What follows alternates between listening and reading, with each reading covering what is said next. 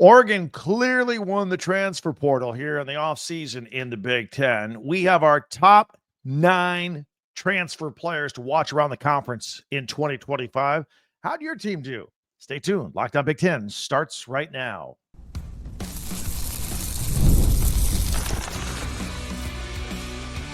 You are Locked On Big Ten, your daily podcast on the Big Ten Conference.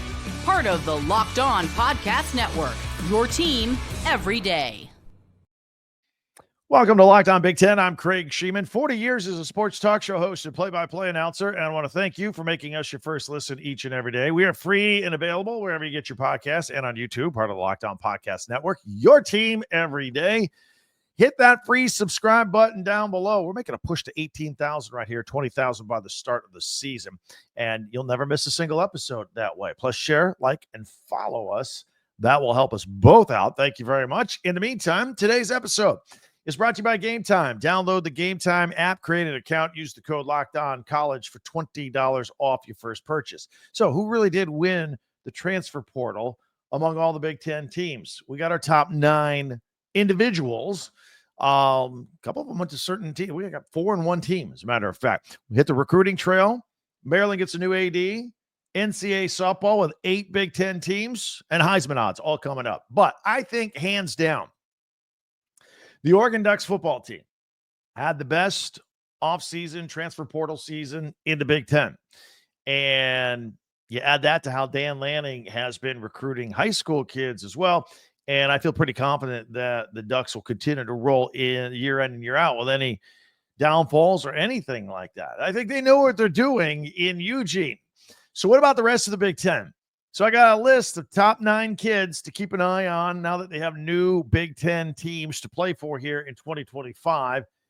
Then the ones that I think will be the most impactful. I mean, anybody can do a top 10 list. We're doing a top 9 right here. So I'm going to group the first 4 kids at Oregon together. And this is a kid that we were talking about a long time ago, and that's Dillon Thieneman at Oregon, safety. Came from Purdue. 6 foot, 207 pounds, got 2 years left of eligibility. He was a 3-star recruit from Westfield, Indiana, wanted to go to Purdue, went to Purdue, but things just fell apart at Purdue. So he went elsewhere. He was a starter there at day 1, true freshman. He was a Big Ten freshman of the year a couple seasons ago. Had 106 tackles and 6 interceptions. That was his freshman year. Yeah, a great tackler. Nose for the ball. Followed that up last year with 104 tackles and 7 pass breakups, and started returning some kicks as well. This was a huge need for the Ducks. Tysheem Johnson and Kobe Savage have moved on, so great get by Dan Lanning. We're going to stick with Oregon. Isaiah World. I'm looking forward to seeing this kid play. This is offensive tackle. He's the size of the world. He's humongous. He's 6'8". 309 pounds. He put on 42 pounds of muscle since he left high school. Transferred to Oregon from Nevada and played basketball earlier in his career. So good footwork, quick hands. He already has played 2,300 snaps of college football. 3-year starter at Nevada. Didn't give up a single sack his junior year at left tackle. Got 1 year left of eligibility. This kid's going to be a first-round pick in the NFL. Another great get by the Oregon Ducks. And, he comes at a good time where they got to replenish a little bit there on the offensive line. And he's not the only one. Emmanuel Pregnon. He's a guard. He came from USC. He's at Oregon now. Another great get by the Ducks. 6'5". I mean, the size of these guys is incredible. 320 pounds, got a year left. He was a big surprise because he left USC after a couple of seasons, started his career at Wyoming, went to USC for a couple of years, looked like he was going to go pro this offseason, stayed at USC through the bowl season, and told USC, you know what, I'm coming back to school for another year in 2025. They were thrilled. But then he hit the transfer portal, surprised everybody again, ended up at Oregon. So the Ducks get a couple of really good offensive linemen in the transfer portal, a nice safety, and they got a weapon on offense. Mekhi Hughes. I'm going to be interested to see how he does. This is a running back that they got from Tulane. He's at Oregon. First team all AAC 2 years in a row. He says, hey, I'm great at this level. Let me test myself at the next level. So he's with the Ducks, rushed for almost 2,800 yards in 2 years, 24 touchdowns in 2 years, has 14 games on his resume in which he has over 100 yards from scrimmage. He's decisive, squares up, punches that hole, physical runner, straightforward, gets downhill. And he's good every down back because he can block and he can catch passes out of the backfield. Going to replace Jordan James. So those first 4 of the 9 players we want to mention, all those going to Oregon. That's why Oregon won the transfer portal in the Big Ten here in the offseason. Some other guys to keep an eye on here. Indiana quarterback, Fernando Mendoza, big 6'5" guy. He's grew up in Miami. He initially committed to Yale. He was not heavily recruited. Then the Cal Bears got him, and he decided to go there and was a 3,000-yard passer, completed 69% of his passes last year, 18 total touchdowns, 6 interceptions in 11 games. And he did this with a horrible offensive line at Cal. He led FBS in sacks. He was sacked 41 times. Tough kid, keeps getting back up. Indiana has a better offensive line. He's not gonna know what to do with all that extra time back there. His stats will only get better. So I think he's going to have a huge breakout year at Indiana. I think this is a good get for the year. A lot of people wanted this kid. Indiana got him. And he can make any throw. Kirk Cignetti, of course, is going, encore from what he did last year, 11 wins. Got to replace Curtis Rourke, who is a one and done, his last year of eligibility. So Fernando Mendoza, quarterback in Indiana. Speaking of quarterbacks, we have spent a lot of time on this podcast talking about Nico Iamaleava. You know the deal at Tennessee. Wanted more money, held out a spring and left, and ended up at UCLA. Last year, there was some Heisman hype around him. That disappeared quickly. Never really put up the numbers. And yet, despite that, got the balls to 10 wins and in the playoffs, where, of course, they got blown out by Ohio State. But on the year, threw for 2,600 yards, completed 64% of his passes, 22 touchdowns, 9 turnovers. Okay numbers. Looked real bad against Ohio State, though. He was just 14 of 31 for 104 yards in that playoff game. Strong athlete, can throw deep, go vertical, just inconsistent. And UCLA really rolled the dice to try and get this guy. Deshaun Foster needed somebody, so it's going to be interesting. And by the way, I'm going to be just as interested to see Joey Aguilar, who came from App State to UCLA, but then the Iamaleava brothers came down and he left, and now he goes to Tennessee. Might be curious to see if he does better or worse. Who got the better quarterback in this deal, UCLA or Tennessee? Max Clare, tight end out of Purdue, goes to Ohio State. So Dillon Thieneman and Max Clare, the two best players at Purdue, got the heck out of there. Goes to Ohio State. Nice 6'4", 240-pound tight end. Got 2 years of eligibility left. Really jumped out with the Boilermakers last year with 51 catches and 685 yards and 4 touchdowns and 33 first downs, 33 catches for first downs. So the thing is, though, Ohio State, they like to throw to their wide receivers, not their tight ends. And he wanted to go there and work on his blocking. So now he's going to get noticed at Ohio State. He's eyeing the next level.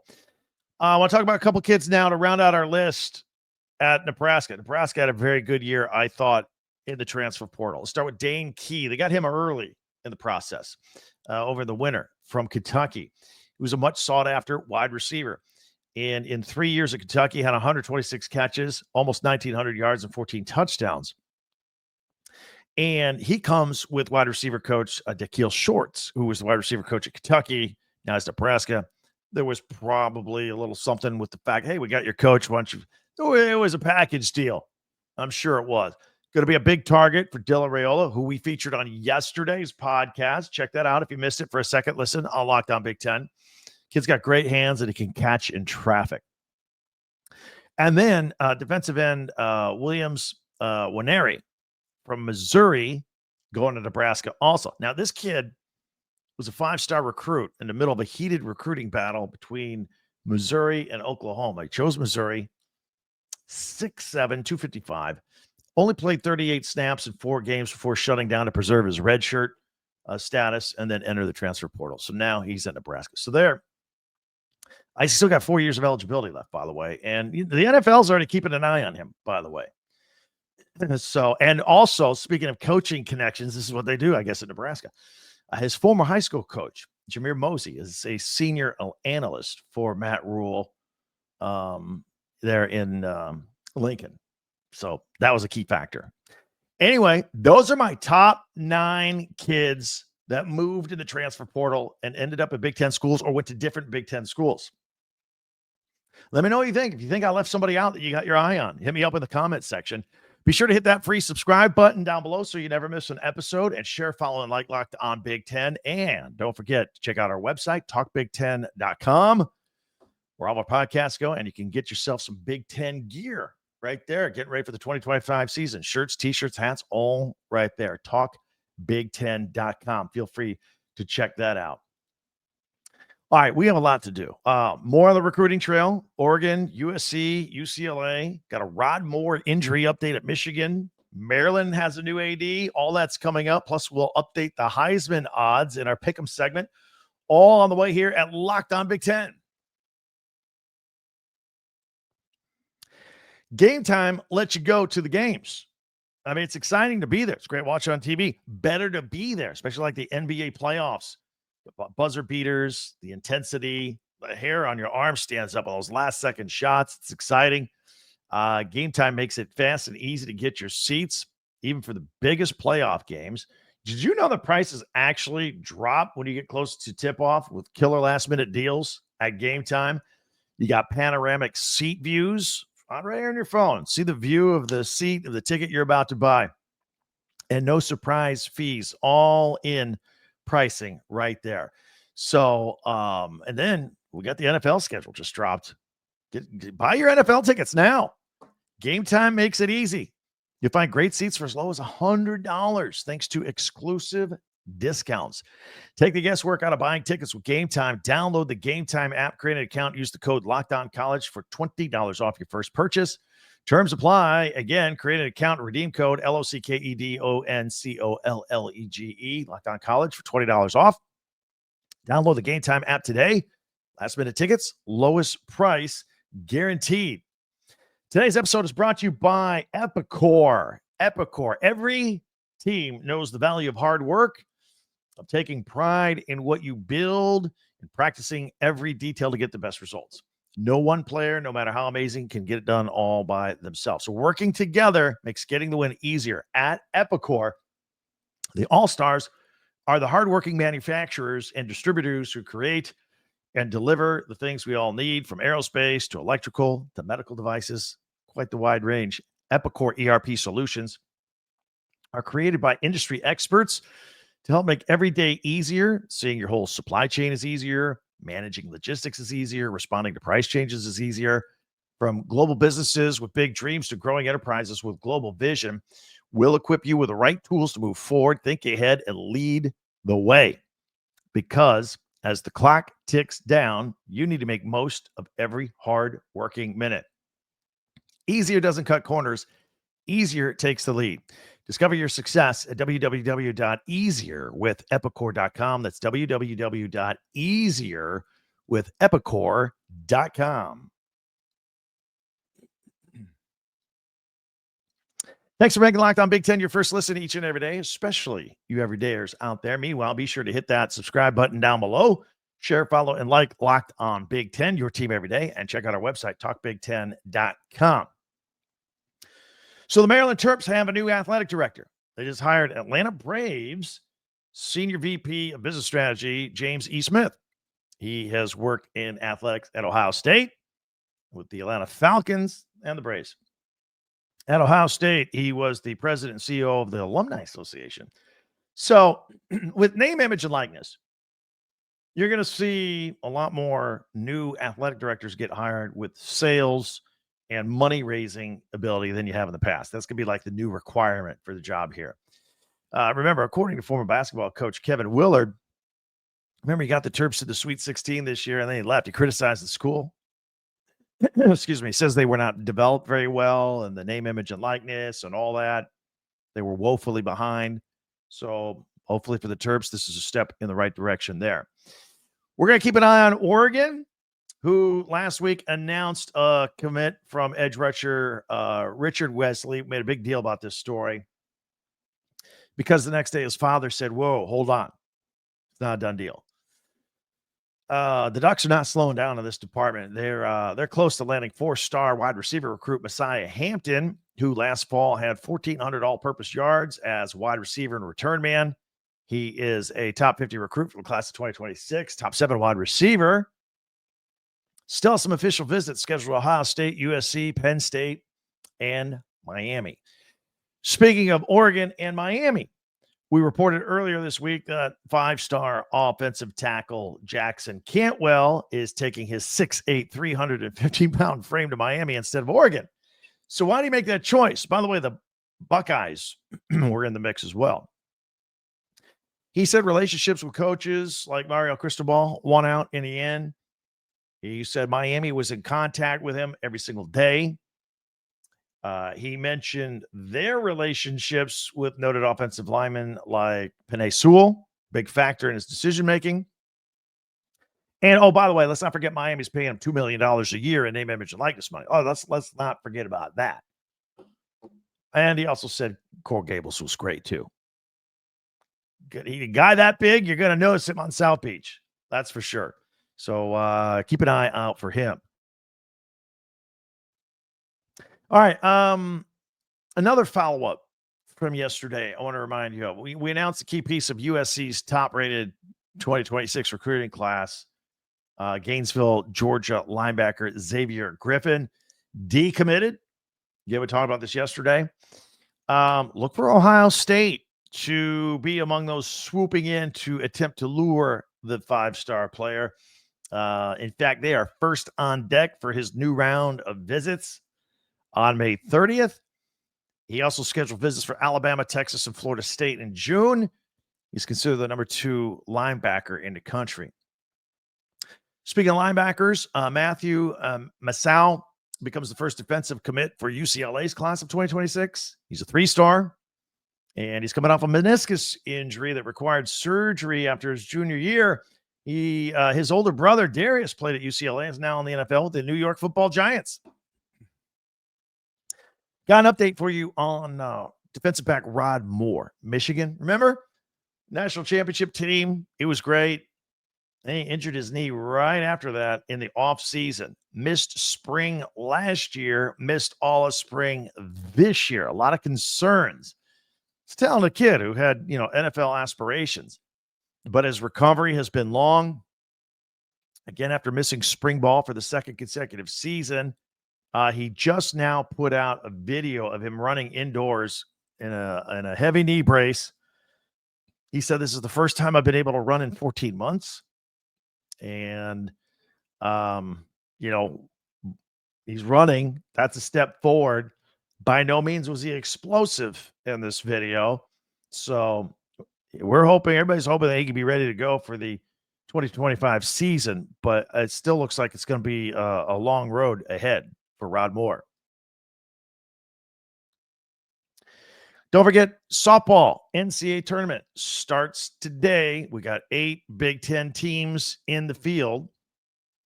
Michigan plays Central Florida today, 2:00 Eastern. And in the Clemson region, Northwestern takes on Kentucky at 2:00 Eastern. In the Baton Rouge region, Nebraska takes on UConn. That's at 3:00. A lot of these games are on ESPN2 or ESPN Plus. You can find them.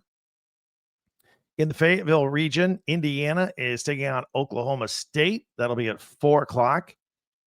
In the Knoxville region, Ohio State will take on North Carolina. That's at 4:00. Also, the Los Angeles regional, UCLA will take on UC Santa Barbara. And that is at 7:30 Eastern, 4:30 Pacific. And the Eugene regional, Oregon, will take on Weber State. That's at 7:30 Eastern, 4:30 Pacific. That one will be on ESPN Plus. And let's not forget the Lubbock Regional, where Washington will take on Michigan State. That will be at 8 p.m. Eastern tonight, 5:00 Pacific. So good luck to all 8 Big Ten teams. That's a record for the Big Ten and the NCAA tournament for softball. We wish them all well. They're trying to get to the Super Regionals and then the Women's College World Series. All right, our last segment of the day, we always like to have a feature. Mondays, we do our top 10 Big Ten observations from the weekend. Tuesday tweets. Wednesdays, power rankings. Thursdays, we look ahead at the Big Ten Network, Big Ten Classics, and live action.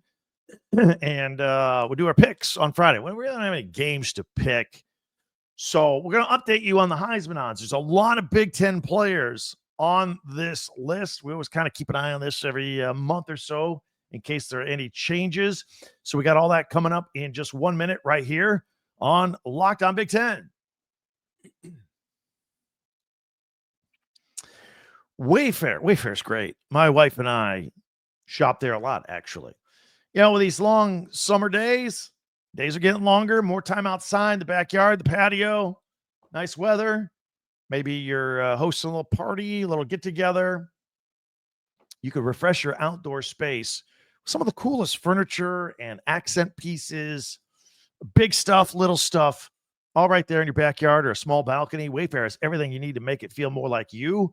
Their massive selection of outdoor essentials makes it easy to transform any space into your ideal summer setup.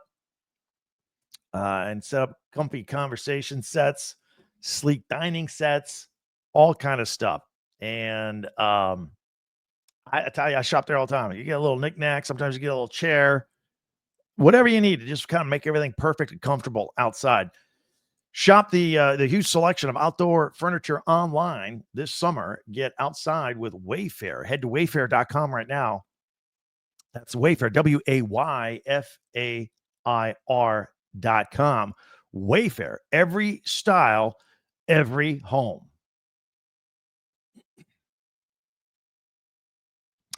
All right, let's roll into our Heisman odds. I'm going to put this on the screen if you're audio only. It's just a list of about 15 players, most of them Big Ten players, with their odds of winning the Heisman Trophy.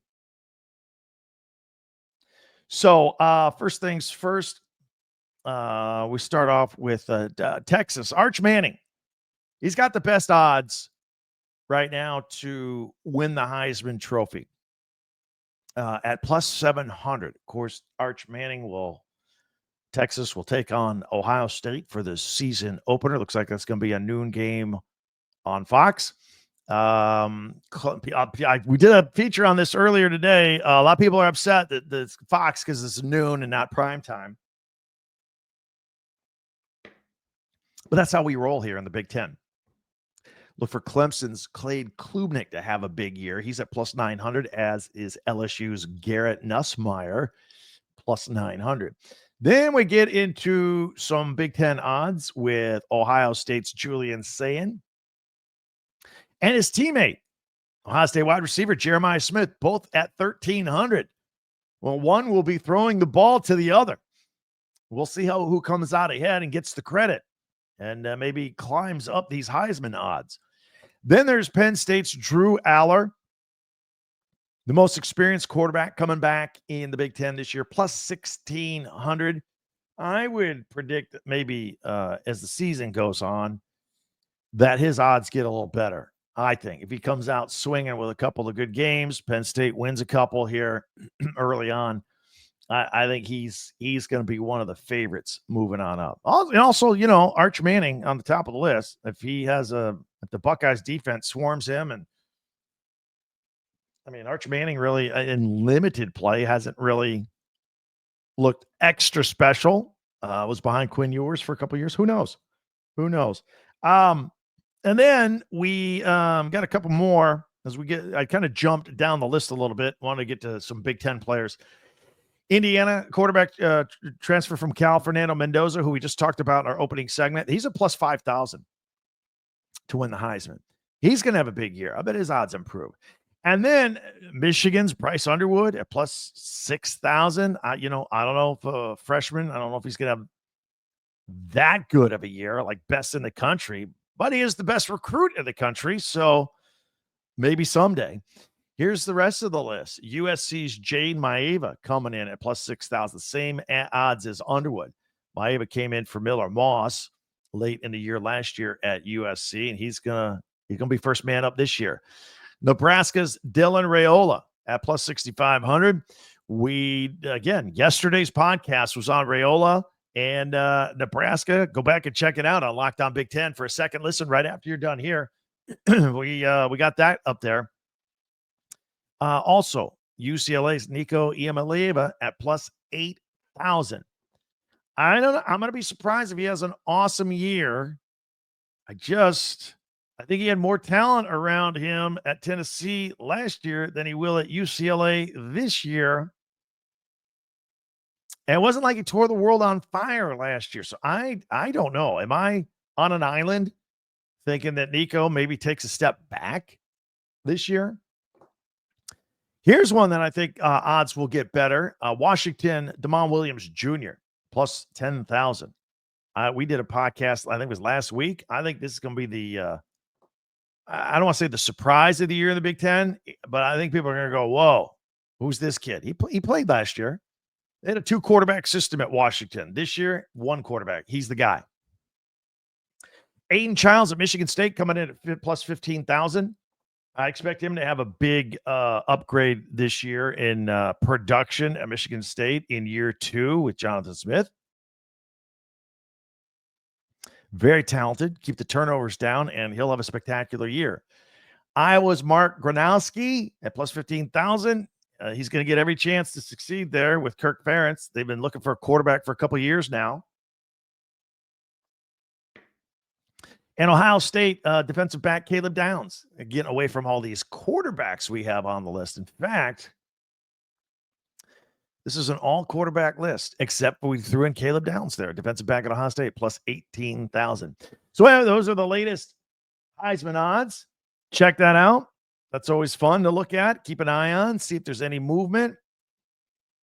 Let me know what you think. I wonder if we left it. You think anybody else that wasn't on that list maybe has a chance at your favorite Big Ten school that might get some consideration? Would love to hear about it. Go ahead and hit us up with the comments.